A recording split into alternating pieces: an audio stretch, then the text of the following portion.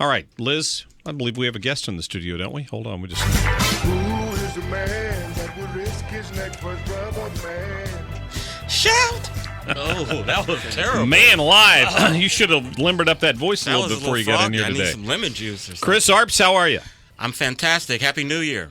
Happy New Year to you. Is that a new Dallas Cowboy jersey that you're sporting there? This is the one I've worn before, 1993. Oh, okay, just checking. 75th anniversary NFL jersey. I wasn't expecting you here this week. You weren't? Usually celebrity talk show hosts take the day off. Well, that would be the definition of it right there. Since I'm not, that's why I'm here working for a living.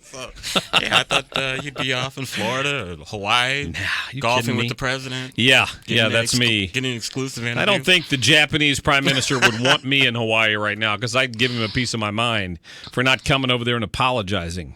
Well, it's a tough gesture. Wounds are raw still over that. So I'm glad that he did come and show up and Obama went over there. As long as Obama didn't apologize, I was good with it. So he came pretty close. Pretty close. But it came pretty close, I mean, there are books out there trying to claim that the U.S. was to blame for Pearl Harbor getting attacked, which is just complete garbage. Well, I'll tell you one thing that the president is making no apologies about, and I heard you, Reverend Cox, when I was coming down here talking about the situation with the UN and Israel. That's astounding. I don't think really people are really putting that into context that, the United States abstaining and what we're hearing reports where the Obama administration helped propel this thing through. When we're siding with Venezuela and Egypt and some of these other countries against the only democracy in the Middle East, it's a sad day. And what really surprises me is this is a president that is very concerned about his legacy, and this is going to be a stain on his legacy, in my opinion, to see Israel's longstanding ally basically, as you said, be stabbed in the back. It'll be a stain on his legacy. I don't know. He's got a pretty stained legacy already for most of us. I'm not quite sure how people in the Jewish community who've supported him and who voted for him and who voted for Hillary Clinton can't look at this and take a step back and say, wait a minute, what have I been doing here? I'm not quite sure why it wasn't crystal clear to them before as it was to me. I'm not Jewish. But I understand our relationship with Israel. Go to cut number 15 for me, Liz. This is the spokesman for Benjamin Netanyahu on Fox this weekend. I can only say that the information I've seen has come from sources in the Arab world and internationally, and that it's ironclad that proves that the Obama administration sadly abandoned Israel at the United Nations this time. Abandoned Israel on purpose. I thought Charles Krauthammer had a great point on this one as well. Let me see here. Do I have that here? I know I do.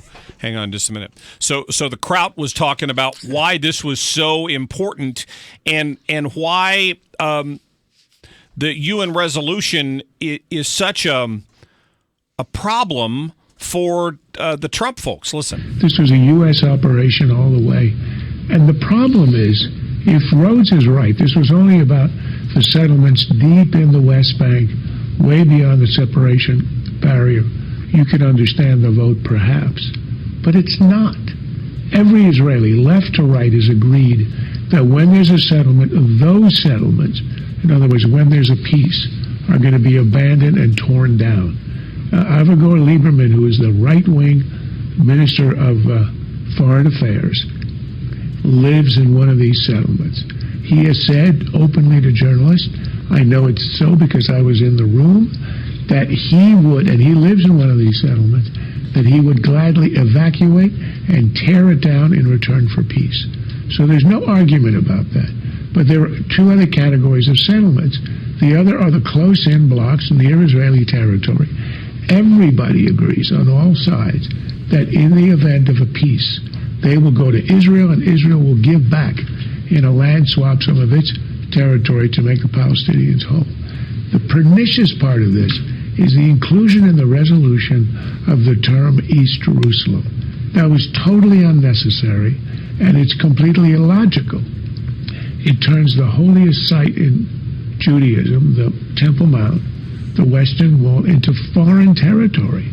That's, people say it's the third holiest shrine in Islam. It's the first holiest shrine of Judaism. So Krauthammer's point there is an interesting one, and why this resolution is such a problem. It would basically wants them to draw the lines back to where they're giving back old Jerusalem. They were attacked, and they took that land to protect themselves. I mean, this is going to plague the Trump folks because it's hard to walk this back. And I think the way that a lot of Jewish Americans reconcile and Obama supporters reconcile what the president did, and I don't think it's a good thing, but I think it's a personal thing between Netanyahu and President Obama. Some may say that he's anti-Israel or he's anti-Semitic. We don't know that, but you can argue that it seems to be a personal thing between him and Netanyahu.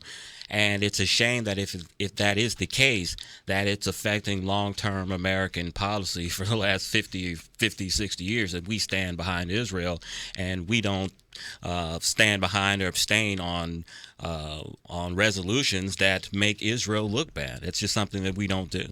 Yeah, I couldn't agree with you more. Let me get to the phones because I believe I might have been misunderstood on something that I said earlier. Bert, you're on the air. Hey, Mark Cox, how are you? Hey, I'm doing great, my friend. Hey, on Obama's attitude towards Israel, I would just suggest that people go back and review the attitudes of Israel of Reverend Wright and his church, who Obama and his family spent many years attending.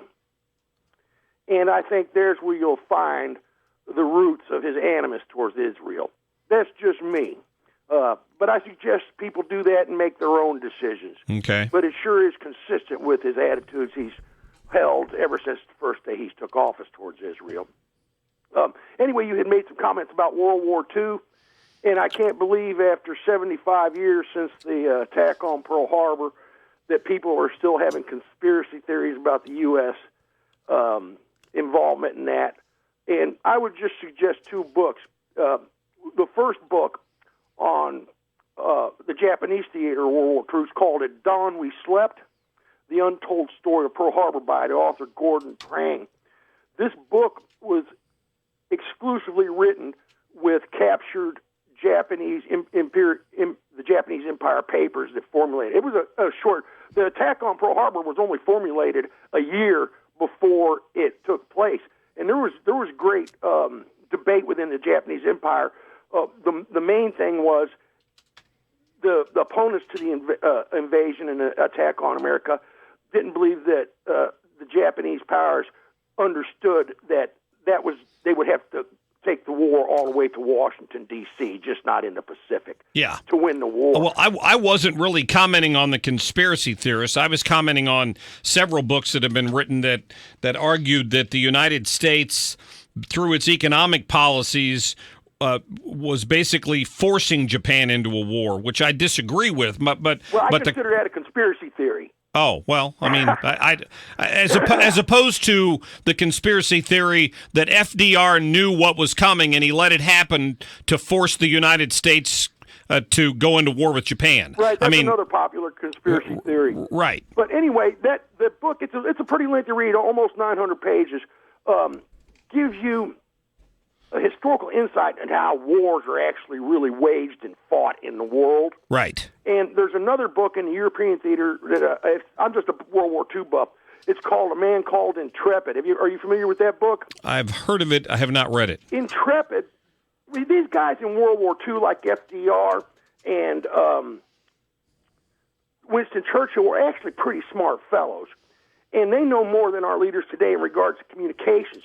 See, they understood that there's no such thing as secure electronic communications.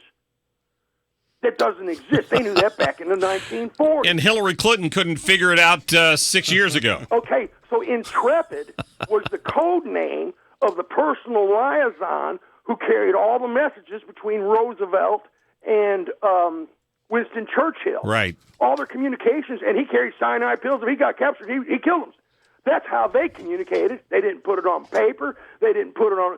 They had what's called secure communications that led this nation and their effort. Yep. Now we got a whole government that is so stupid they reduce everything to electronic communications, which is the most vulnerable form of communication.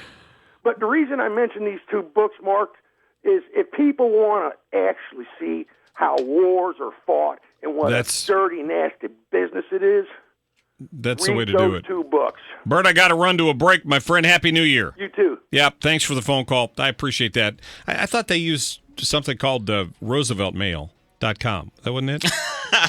No, I don't think so. I must have been mistaken on that. I got to read different books. All right. Not yet. That's Chris Arps. I'm Mark Cox.